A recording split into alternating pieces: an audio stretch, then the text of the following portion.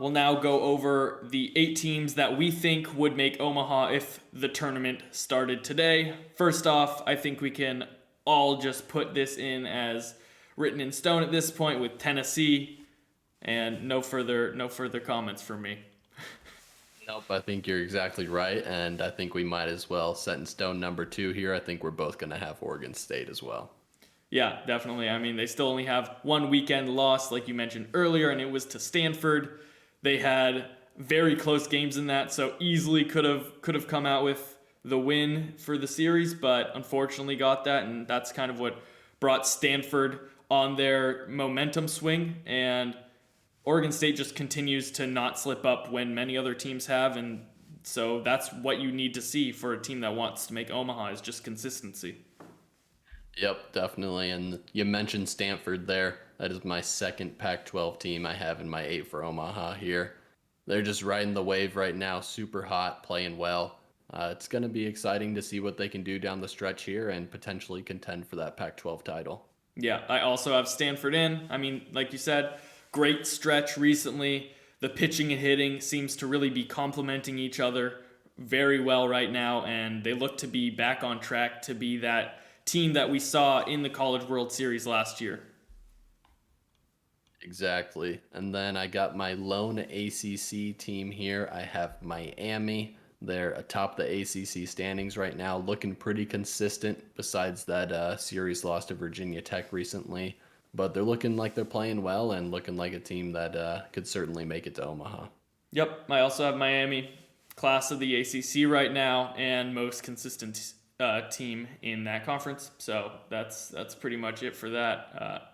Besides that, going to the Big 12, I have Oklahoma State. Even though they had a bad weekend, they're still one of the most consistent teams that we've seen, and that's pretty much the common theme that I had this week, and as previous weeks as well. Just the most consistent teams I feel like have the best chance of making it, and just show that they're even in their bad weeks, they still can scrap out a win or two, and that's what you need to do.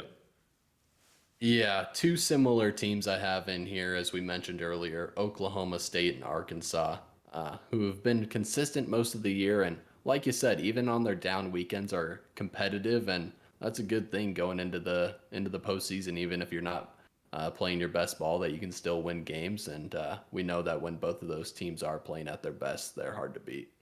Yeah, I also have Arkansas, so we are perfect in line right now. The second best team in the ACC, like we've mentioned, and they could have won that series against A&M this past weekend if things were just a little bit different. But I wouldn't be too worried about what Arkansas has shown, and especially because they're in a position to host a regional, which can be very beneficial.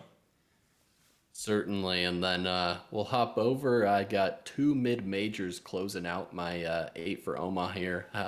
Have Southern Miss, who we've had in here for a little bit now. The pitching staff continues to dominate, and the team just takes care of business on the weekend. And then to follow them up, I have Gonzaga. Now that they get Will Kempner back and healthy, I think that pitching staff is going to be dangerous. We'll see what the offense is able to do, but it's going to be hard to score runs against those guys.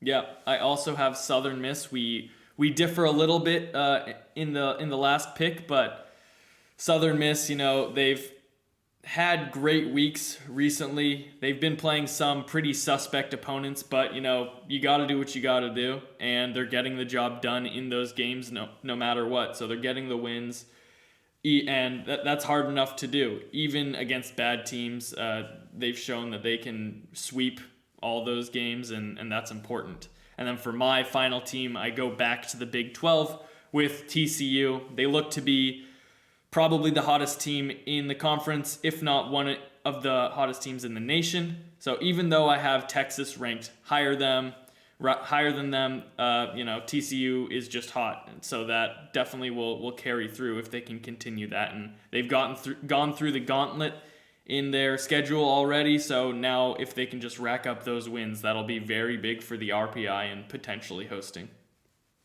Yeah, TCU certainly a team I considered. They're hot right now, and we'll see what the outlook is on them hosting. They're certainly looking like they'll be hosting right now, and we'll see if they stay hot, if they're able to get a top 8 seed. Yeah, for sure. Thanks for watching this video. If you enjoyed, we would really appreciate a like and subscribe for more weekly college baseball content.